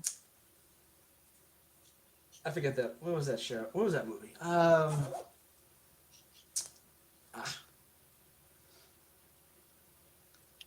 Ah, I used to have an Eeyore nightshirt, Blissful. Blissful says she has several Eeyore shirts and a pair of slippers. I want some Eeyore slippers, damn it. And Blissful says she said, oh, I found a vintage honey bear bottle I'm making into Winnie. That'll be cool. You got to send me a picture of that, Blissful, when you get done with that. Inside Out. That's the name of the movie. Oh, yeah, yeah, yeah. I I was forgot gonna look it about up, but I remembered it. So there we go. This old brain works sometimes. it works better than mine, TJ. Well, you So have 103 temperature. What do you want? You better take the what temperature after the stream. 102 actually, TJ. I think it was That's still not good. well, I'll check it again. And I didn't want to take the nighttime cold and flu medicine before I got on here because I thought I'll be loopy by the time we get done. And TJ will be like, "What in the hell's wrong with her? She got low We blood only got sugar." one What? episode to go, so we can. Yeah, we'll be done here in a second. I've enjoyed this though. This kind of keeps my mind off of feeling bad. Good. Doing these actually. So the last episode of the night Directed by is an unknown. It's Dead Weight, which again has a lot of people you've heard of, or should have heard of. Whoopi Goldberg is in this. Who? James Remar, John. Is it Riz Davis or Riz Davis? How do you I think pronounce it's Rice. I don't Rice? know. Okay. And Vanity turns up in this, and Vanity A also lot of Vanity is in this. a You whole see lot of, almost all of Vanity in this. and Vanity's Vanity not was a role. Vandy was also in a Friday the 13th, the series episode, as well, where the guy stole her face or whatever. She was, and that was one of the better later episodes. Mm-hmm. And it's directed by none other than Toby Hooper Who? as well. Excuse me. That's Let you. me sneeze. Okay. So I'm going to let TJ go ahead and we'll get started talking about dead weight. So we have another character who's a murderer, thief, played by James Remar. Uh, Red Buckley. He's got this bright red hair. Him and his partner are gonna rob this rich guy who has this black pearl, which is where it's like a priceless uh, pearl. The played Duval, played by John Rice Davies. Um, but Raymar Red wants the money for himself, kills his partner, Mhm. goes to this bar where he finds Duval and his Duval's wife, Catherine, played by Vanity, who does a very terrible French accent. All the accents in this episode are not good. Um, No. Whoopi does one, which it's subtle, but it's not great. Hers is probably one of the better ones, if you Hers is can. better than Vanity's. Yeah. Mhm. Duval, he's doing his own voice, so it's not like he's not he's Right. English. So I'm I glad he think didn't try to do I French. think Vandy was trying too hard with hers. Yeah. And then she lost it some of the time. Hmm.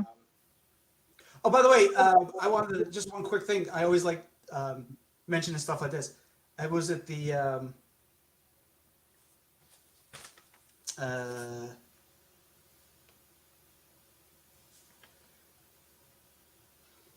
there's a scene in Abrakadaver where you can see the boom mic in the shot. Oh, which scene is that, TJ? Because I missed It's that. a scene with two of them are talking. I think it's earlier in the episode with the two Uh-huh. brothers. I think it's at the before he injects him with the drug. There's a shot where you can see the. Um, Oh, okay. yeah, you think they could have afforded to like see that and like check it up? I mean, like there's an episode of Tales from the Dark Side, the one with Laurie Cardill, where you see the Oh, boom blatantly in the shadow in the shot, and it's like, yeah. do you people not look at the anyway? Well, and this is even worse because Boom, but you missed it. HBO was putting these suckers out. Yeah, So, I don't know. Anyway, so yeah, James Raymar, he's like, oh, I want to manage your plantation. I think it's a plantation, whatever. He owns this mhm. land or whatever. Um, and he's sort of already smitten with Vanity. Vanity's giving him the eye. He's giving her the eye.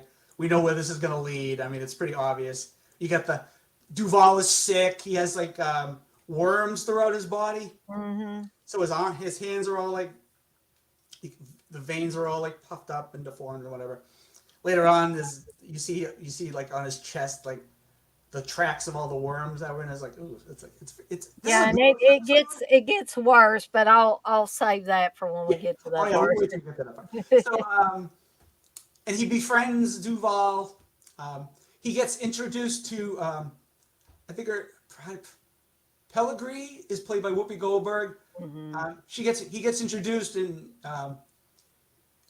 Duval goes, this is my cleanser, Pellegrini. And James Remar goes, oh, you're the maid? And he goes, no, she's my spiritual cleanser. So she's like a voodoo, like, maybe not voodoo, but she's like she's like a voodoo She's a they type list person. her as an occult priestess, so I Occult guess she's priestess. a Okay, there we voodoo go. They priestess. didn't say voodoo, but yeah, that's basically okay. And she sort of both Vanity's character and Whoopi Goldberg comment about Red's hair and how it sort of means something to our people, and people would love to have that hair. So that's mentioned a couple of times at the early in the episode. So keep that in mind until we get to the ending. So she's sort of there to protect him. So she takes him to his hut. There's this sort of animal head on the wall with blood, and it's supposed to be to protect him from evil. He's like, "Get this off my wall," and she's very upset. And she's like, "You better listen to me. You'll be in trouble." She didn't say it like that, but and he ends up having an affair with Vanity. Whoopi Goldberg's like, "Don't trust her. You better beware of her. I just want to protect you," she keeps saying. Meanwhile, there's this sort of war going on between the two factions of the island. The rebels and the whatever.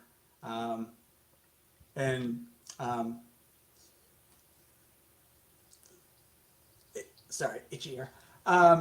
They come to a point in this with the character with that part of the story where the rebels are now losing, and the bad faction is taken over, and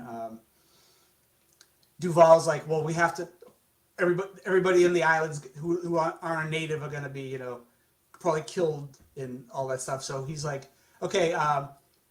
This is after James and Red and Vanity. I was like, should I stick with their names or should I stick with their real names? Whatever. Red and Katrine have sex. Because he wants to steal the pearl. He wants her help. We see a lot of Vanity titty. We see some Vanity butt.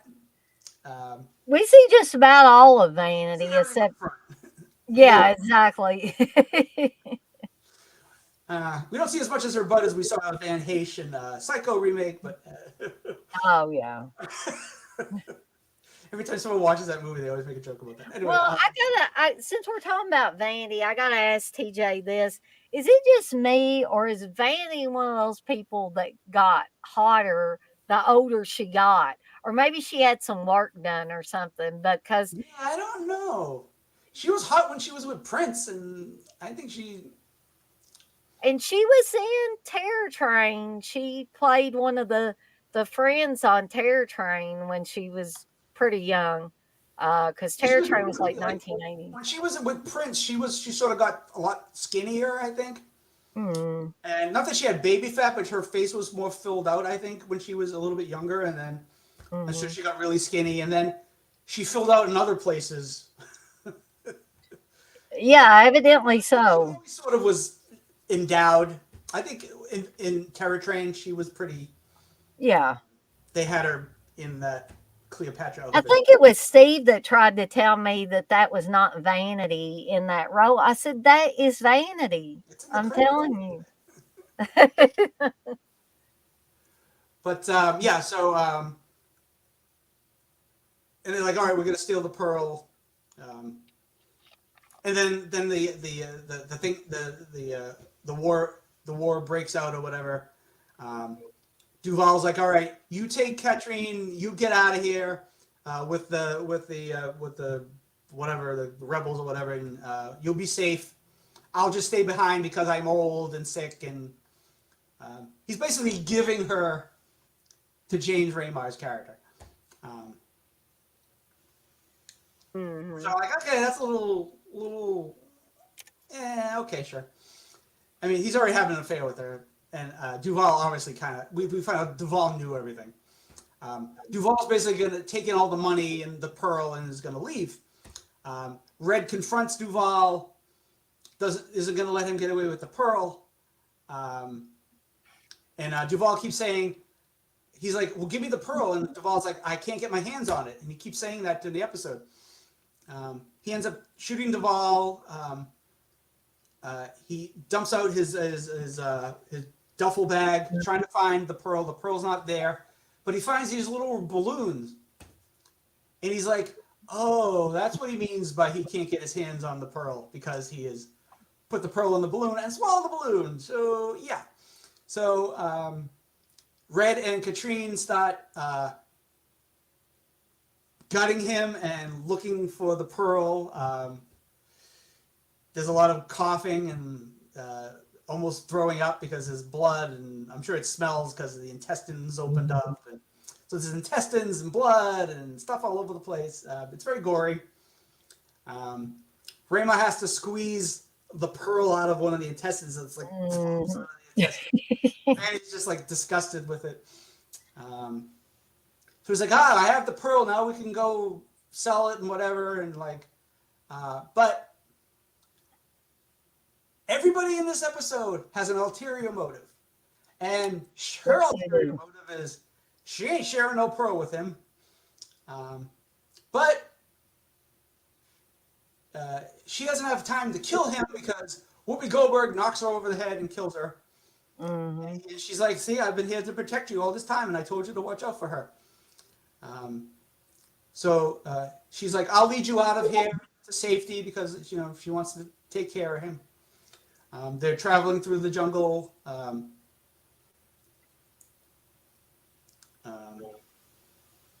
They're talking and stuff. She says something about, oh, if I had your red hair, people would really treat me like with respect. Mm-hmm. And he's like, what is this about your red hair? And then they're like, well, where are we? She's like, oh, this is my village. He's like, oh, you brought me here to hide me out while the rebels or whatever, whichever side is the side that took over the island, goes through. And she ends up finding out that, like I said, everybody has an ulterior motive. Her ulterior motive is she wants his hair, and she chops off his head, grabs his hair, grabs him by the hair, walks to her village, and that's the end of the episode. But it's got a little coda. Not only does the Crypt Keeper do his little outro, his special guest is Whoopi Goldberg, and it's sort of set up like a Tonight Show thing, where Yeah, he's at the desk and he's interviewing Whoopi Goldberg. which I love that. I thought that was That's a great cool. part of it. And she's like, she like threatens him with the sword, and he goes, which is Yeah, it's really cool. I mean, I know the Crypt Keeper's only a puppet, and with John Cassier's voice, but yeah. still, yeah, he's still cool to me. And Whoopi I gives a would, nice knowing wink to the audience. I know that this is fun. It's yeah, all fun. it's inside. But yeah, that this is a really this is a This good this is a was really good episode. I love the this. it is a really good episode, and all the characters or all the actors and actresses play well off of each other. And it's exactly what TJ said. Everybody has an ulterior motive in this. Yeah. Nobody's a It- nice person, no, nobody's face no, value in this. There's not a face value person in this. no. But I didn't trust Vanity's character even when she was like, having sex with James Remar and stuff like that. I was like, there's something, I don't trust her. Even before Whoopi Goldberg's character started saying things about she's dangerous and you Yeah. better watch out for her and all that. And there was something suspicious about Whoopi Goldberg too, even from the very beginning. Didn't you get that, TJ? Oh yeah, yeah. Uh, Even knowing what's going on, she's like I said, you can tell everybody's got something underhanded going on. Oh, and I like after she chops his head off, she gets the pearl and she's like, and she just throws it into the jungle like it's nothing. yeah, she didn't care anything Yeah, about I that. love that part. That's like She an is one that, afterthought to the whole story about the pearl. It's like this pearl is nothing about the story. It doesn't mean anything to the story. yeah, she just wanted that damn red hair. Yes, I'm Oh, surprised she never had an affair with James Remar because regardless of what people say about how she looks, she had a lot of men back in the day, oh yeah, and yeah. not ugly guys. Like she had like a good looking guys, like Ted Yeah, Danson and yeah. Frank Langella, and Well, she was Frank Langella too. yeah, she dated Frank Langella for a while. Oh, oh, but I never thought that Whoopi Goldberg is like she's got a unique look, but I don't think she's unattractive. Um, she's just got a different look. I mean, if you want to stand her and Vandy side by side, of course, That's people's not going to that's say not a comparison. Vandy. That's like apples and oranges. But if you look at a normal everyday person and have Whoopi Goldberg there beside them, you can say that Whoopi Goldberg's attractive. My mom never liked Whoopi Goldberg as an actress. She hated her as an actress. And I was like, why, Mom? I think Whoopi Goldberg's a good actress. She won 2 Oscars. But my mom never liked Jamie Lee Curtis either. And as Well, an even people say actress. that she wasn't attractive. Some people say that she wasn't attractive either. I mean, Uh, Jamie Lee Curtis had she had the ability in movies to look like Girl Next Door yeah. or to look like Miss Hot Pants. She looks like One her or two. mother. I mean, she Yeah, does. She has the same sort of face and stuff. I mean, yeah, it's like people are yeah. very picky. They're like, well, she has a little bit of a square jaw. Like, okay, calm down. Huh? uh, Jumpin' Jack Flash Blissful. I used to love that movie with It's a Whoopi guess, guess, Goldberg guess. in it. Yeah, right. So I want TJ to be able to talk about the comparisons though between the comic and the episode. So in this one, it's less complicated. There's not all these characters. There's the Pearl. The guy wants the Pearl. He's a scummy dude. Um, there's no Whoopi Goldberg character, but there's a sort of a native who takes him and is sort of like his sort of like not his servant, but like he leads him through the island and he helps him out and stuff like that. And I think that's the major big difference is that it's this. He's looking for.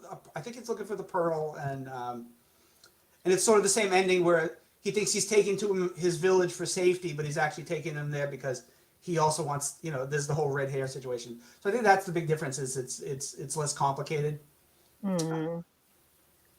Uh, Well, I wanted to ask you, TJ, and forgive me if I've asked you this before, but do you have reprints of everyone's like Tales from the Crypt and stuff? Okay, I oh would yeah, love to have more, but they had released years ago. They released like all the volumes, but they were in like black and white, and they reprinted the covers in color, but all the insides were black and white. And then I mm, think they started doing like individual reprints of the comics. And by that time, I was just like, I didn't want the black and white ones. And then individually trying to buy them was hard. Like I had a subscription at one point. Like there's a bunch of them. I don't know where they are right now, but I had a uh-huh, subscription at one point, and I was getting them like once a month or whatever. uh-huh. I never had a subscription, but I do remember buying like a couple of them, and they're probably somewhere. They're probably out in me and Steve's garage in a tote somewhere, I would imagine, uh, because I had them when I was living with my parents, and then Mm. you know how stuff kind of goes missing, or you put it somewhere and you forget where you put it I in lost the whole laser moving. displayer. Holy crap! A It's like the laser Simpsons to display. my house, my current house. I I don't know what happened to it. It just disappeared. I was like, what happened to my goddamn laser display? And it was a nice one too. It played both sides, so I didn't have to flip a disc. I don't know. It Oh, was great. really? Yeah, that is a Yeah, nice one. I don't know what happened to it. And I've heard Jay say the same thing too. He keeps finding stuff in a storage building, and he'll say, "Look what I found in the storage building." It's like, heck, Jay, what all have you got in there, anyways? So the more times you move, I think, and thankfully, I've only moved one time, and me and Steve talk about getting, another house or something at some point. We Mhm. better do it soon or we're gonna be dead and we're not gonna, we're not gonna have one. I mean, Steve's in his 50s. I'm 47 now, so you know, gotta get moving on that at some point. He'll probably be like, "Well, we need money, Dana, first." But I anyway, mean, yeah. um, oh, Blissful says, "Ugh, don't mention storage or totes." Sorry about that, Blissful. But anyway, I hope everybody has enjoyed this. I actually did like having TJ talk about the comparison. So if he wants to continue that for the ones that he can do that for, I would love for him to do that because I think that added a little extra layer to the stream. We Cool. went on just slightly a little bit longer, which is okay. Um, it's not a big deal. We're not going on 3 or 4 hours anymore, so uh, we're doing good, I think. One quick thing about this last episode: there's a Wilhelm scream in it. I forget where it is, but Oh, like one of those "wah" type of, you know. Um, Also, I like the when the Crypt Keeper's interviewing Whoopi Goldberg. He goes, "From the Killer Purple and the Academy Award yeah. Award Oh, yeah. Awards." It's such a Yeah, he says a couple of things and she corrects him on So that. this was a Yeah. Vault of Horror episode too. So Blissful blames. You blame West for it. And she also says it was a great idea, I'm guessing, doing the comparisons between the show and the Cool. comics. Um, Yay! I came up with a good idea. I did want to say that I don't know why I'm bringing it up. I should have did a daily grindhouse, but I did order some things today, and maybe I can show them off when they come in and do a daily grindhouse. But I did get, and Steve's gonna kill me because he's gonna say, "Dana, I already got that," and people are probably gonna think, "Dana, you're crazy. Why you buy stuff that your husband buys?" And I have this thing: if I really, really like something, I want to have a copy of my own because you never know what's gonna happen. What if something happens to Steve's copy? I'll still have my copy. What if he kicks me out one day and kicks me and my stuff to the curb? I'll still have my copy and he can have his.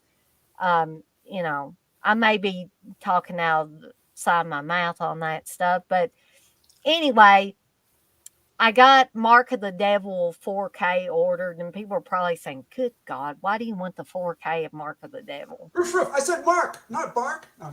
You're right. And so I got that ordered, and that should be here by Friday. I got that from Orbit DVD.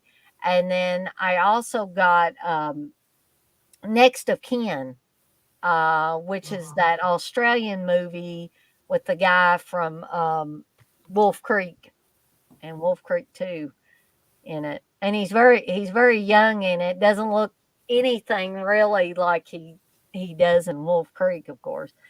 You can tell it's the same guy, but it's very different look. But anyway, that was the movie too that I don't know if that episode's been put out, but me and Steve and Darren and Dirk talked about on the last Eurocult show. So if it isn't out yet, it should be coming out soon. And so those of you, I think that's part of the Dead Pit Patreon. So if you're a member of the Patreon, you should be able to listen to that. I love when they go live for their Patreon, but they rebroadcast it on YouTube, and then people in the chat are like trying to talk to them, and I'm like, I don't say anything, but I always say to myself, you guys know that they can't hear you in the chat because this isn't live for them. They've already recorded. Did people catch that for the big ass Halloween bash commentary? I don't know. I've I always think this it's is the safe one to say person who that tries to now. talk to somebody, and I'm like, I just go like, I wish I was there because I hate when someone gets something wrong, and I was like, I wish I was there to tell you that you're wrong. Did any of us say anything that was wrong on that There were a commentary? couple of things that I was like, you're not exactly right, but you're close enough. Okay, what did I say that was I didn't wrong, write them TJ? down. I just remember specific. I don't know Just specifics. wa- I, I'm I not was gonna, wanting to I'm not know. gonna be an asshole and start going, Oh, at TJ, I just 22 hours and 1 minute you said blah blah blah. I would the only reason I would like to know is so hopefully I wouldn't make the same mistake again if I'm talking about this movie at a later date. So I'll be sometimes I patient. hear sometimes I hear Wes or Aaron or CK and Uncle Bill say, the wrong thing or just slightly wrong. And I think about saying something and I think, nah, I'm not gonna say anything. Just let it go. You know, it's Well, sometimes you just sit there and I'm like, why isn't she trying to interject a little bit? Like, well, I have this I notice you're a guest and you don't want to, you don't want to well, overstep, but I have this thing where even if it's my show primarily, I don't like to talk over people. And sometimes I still do it and I feel bad about it. Um, and so that's why a lot of times I won't like I'm not saying those two are blabbermouths or anything. I'm just saying sometimes it's hard to get something in there when somebody else isn't talking. And like the more people you have on there, uh, the harder it gets to kind of get in there real quick before somebody else starts talking about something. So I just try to be polite. I think TJ may have mentioned that to me before. Why don't you say more? Or maybe somebody else did. because they bring you Uh, on because they know you. I mean, it's not like I don't think they're gonna get mad if you like, you know, no, try to talk a little bit I more. don't think either one of them would get mad at me. I guess it's me feeling guilty about, they're good enough to have me on. I don't want to be blah, blah, blah, blah, talking all over You do everybody. a lot of this. I'll try to do better, TJ. I'll try to do better next time. I'll talk over everybody. There you go. That'll help. Oh, Blissful, you did tell me you got your clay in, and I'm really excited for it. I am. I'm not being sarcastic. Uh, I want to know what when you get stuff made, you got to send me some pictures because I know you said you were going to do certain things with that new clay because you were excited about it. Ooh, clay. TJ has the timestamps, Blissful. No, I don't. You want to see Yeah, my he's like, Halloween costume? Mm. ooh, They can't get a cool. really good shot of it because the camera sucks, but But that's awesome. What kind of phone do you got? iPhone. What is it? One of the newer iPhones? It's I forget which one it was. It's a couple behind. It's not that 11. I don't remember. What are they Uh, on now? They put I out don't so know. What many. are they on? 15? Are they on 15 now? Maybe. Or are they that far? I don't know. I hate iPhones. The only iPhone I have is my work iPhone. My personal phone is an Android and always will be an Android phone. Um, Yeah, I don't like Android. I don't like the interface with them. It just. Steve doesn't either. He likes the iPhone interface. I mean, I don't love the iPhone either, but it's better than. Like I I guess can't find anything on an Android. I'm like, I don't know I where can't things are. find anything on an iPhone. I'm like fumbling around here, like I can't find this damn stuff. What in the world? I had Um, one until I threw it across the room and broke it because it annoyed me so much. Blissful says, TJ, we're going to have to teach Dana a little East Coast. Yeah, LOL. stop talking like this, Dana. Stop talking a little more East Coast over here. None of that Southern crap. Stop trying to be nice with the Southern stuff. Yeah. Yeah. To quit trying to be polite. But the other thing that I bought some stuff from Gutter Garbs. You ever buy Oh, stuff very from cool. Gutter Garbs, gang? I have. I thought you had, TJ. But I got 3 t-shirts and an enamel pen.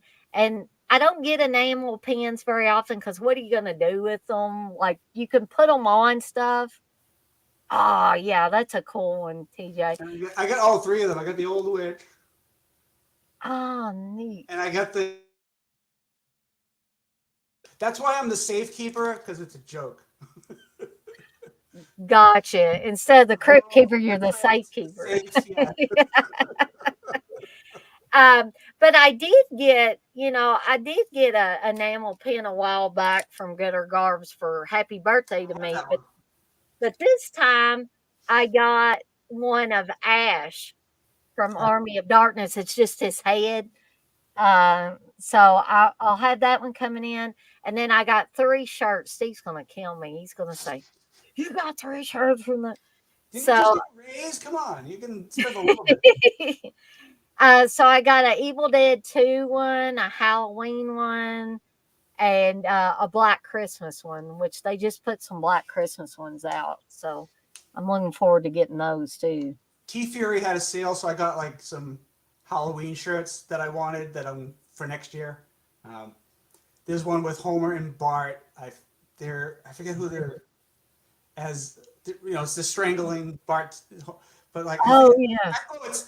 It's Freddy versus Jason, but it's Homer is Jason strangling Bart as Freddy Krueger, and then a couple other ones, Halloween related ones, and Bless you, Blissful. You said Android forever. Well, at least I got a few people that like Androids. And Stuff-O-Matic agrees, so thank you, Stuff-O-Matic. I have like 4 or 5 Evil Dead pins. I have the Evil Dead book, but then I have an Evil Dead book that opens. Then I Uh, have Cheryl in the cellar where the top opens up as the cellar door. And I cool. have another one, and I can't remember what it does, but yeah, it's another Evil Dead.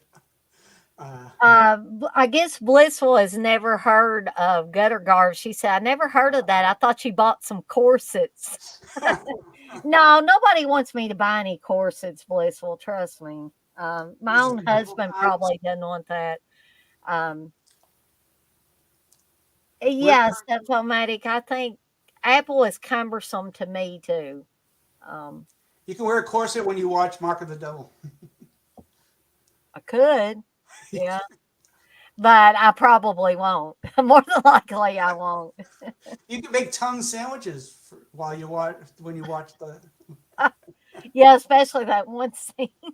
Yeah, yeah. If you never seen Mark of the Devil, I urge you to go watch Mark of the Devil. Don't buy that 4K limited edition hard case and spend 40 or 50 something dollars. Don't do that. But The first time I saw that was on Elvira's movie Macabre back in the early oh, '90s. really? She showed that? She showed it. Yeah, It was very edited. Like when I actually saw it, full uncut version, it was like, wow, there's a lot of stuff in this that you don't see. Mhm. My, mom and dad, I think they saw that at the drive-in because I remember them talking about that when I was growing up, like, "There's this movie where they pull this woman's tongue out and all that stuff." I'm like, "Holy crap, I gotta watch that movie." And then years later, I, was able to watch it, and I don't think this is an original vomit bag, but I do have a vomit bag with the Mark of the Devil, Ah. image on there of the woman getting her tongue pulled out. Um, oh, good night, Stuff-O-Matic. Blizzard, you say corsets make everyone look good. I just got a really cool skull and roses corset. And I'm sure you'll look awesome in it, blissful. But I don't think my old body. I don't think nothing's gonna make it look awesome. I ain't wearing Um, one. Now be careful, TJ. Blissful will request that you wear one on one of these I streams. didn't get the smoking jacket, and I'm not getting the course. Yeah, Unless she I was get, disappointed. She wanted to see you in that smoking jacket. unless I get Elvira's. A few years back, Elvira was like Cassandra Peterson was selling some of her old clothes and stuff like that. And I was like, oh, I would have loved just to own a vintage Elvira outfit, like one of the first Oh my outfits she ever gosh, wore. yeah.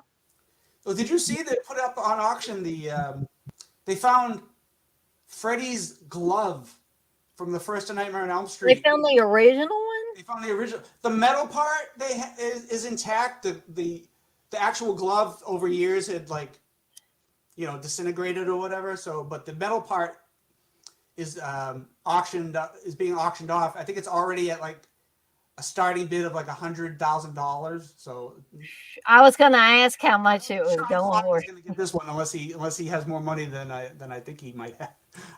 Yeah, But I was like, wow, that would be like. I was like, oh, maybe if it's a couple. Nope, 100,000. Like, that's terrible. Supposedly yeah, it was lost, so I don't know who found it. I right. would love to hear the story behind. Maybe somebody stole it and maybe they died or something, and so Maybe, somebody made sure it got to where it is because they now. had it in Elm Street too, and then someone had stolen it from set or something like that, and Yeah. which is.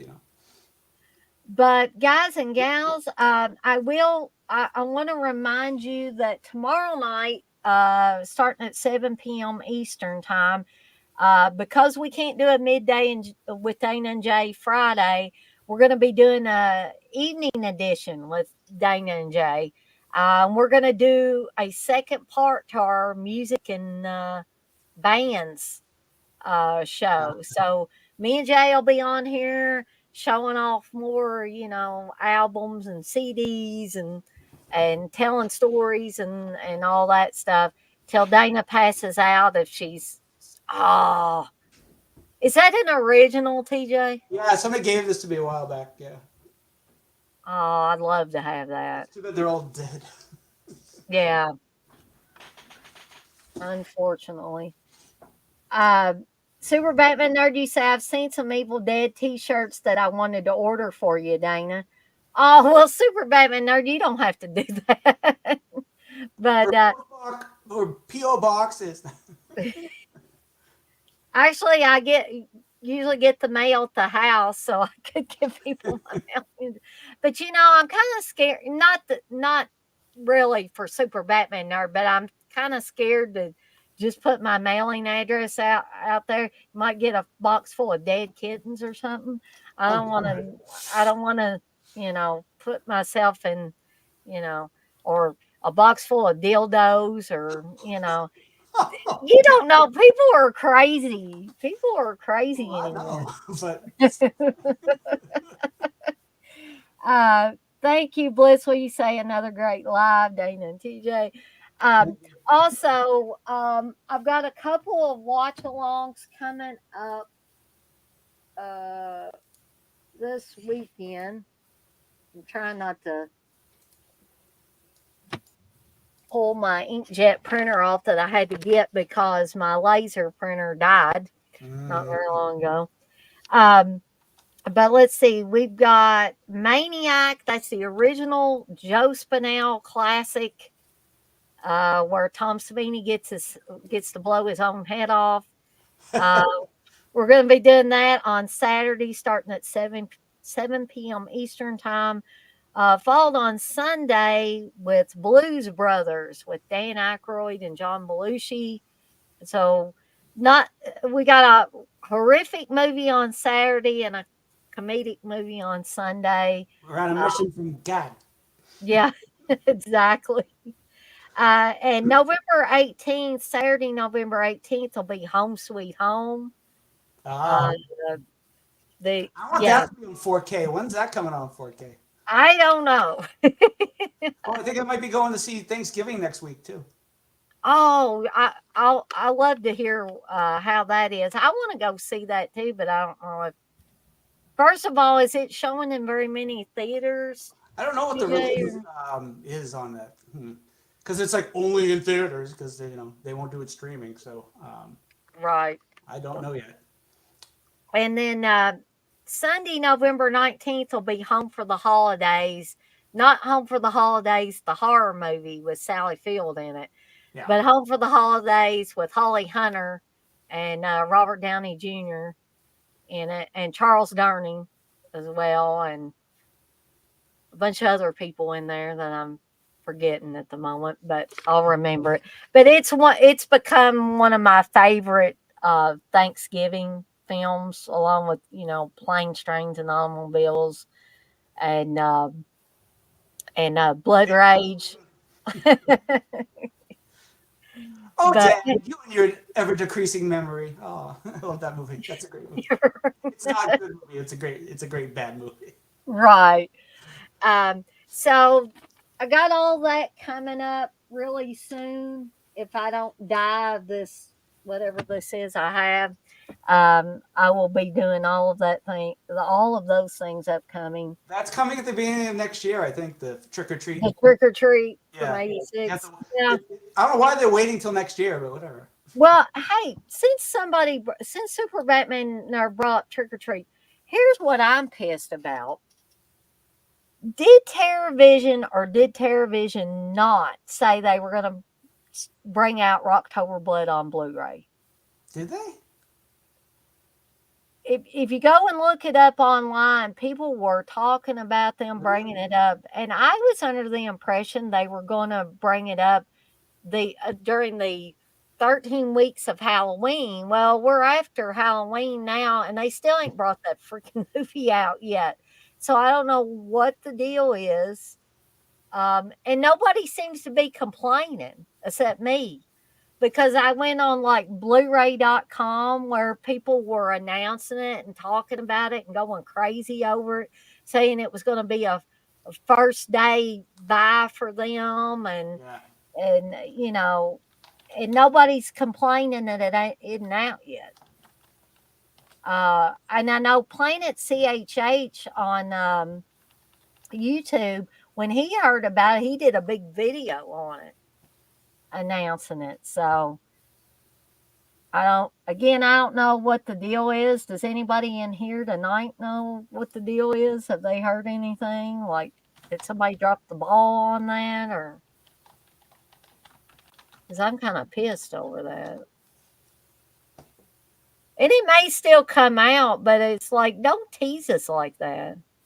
I mean, yeah. So I don't know. Eli Roth was teasing Thanksgiving for when did the Grindhouse come out? 2007. Yeah, you're right about that. Um, but anyway, I guess I better get off here for the night so I can get some rest and might try to heat me up some, hot soup or something to and take that nighttime cold and flu medicine, see if that Yes. makes me Drink feel a lot of liquids. drink a lot of liquids and That's I'm not a gonna joke. That's like literally, if you drink a lot of liquids, really helps. I mean, yeah, water mostly.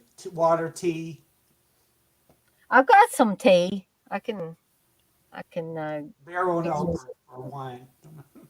9 o'clock somewhere. Anyway, Super Batman Nerd, you say maybe Terror on Tour will come out for a 40th anniversary. I wish, Super Batman Nerd. I know everybody makes fun that's of not that going to happen movie. ever. TJ says it's never happening. For you, I want it to happen, but otherwise, I don't think it's ever going to happen.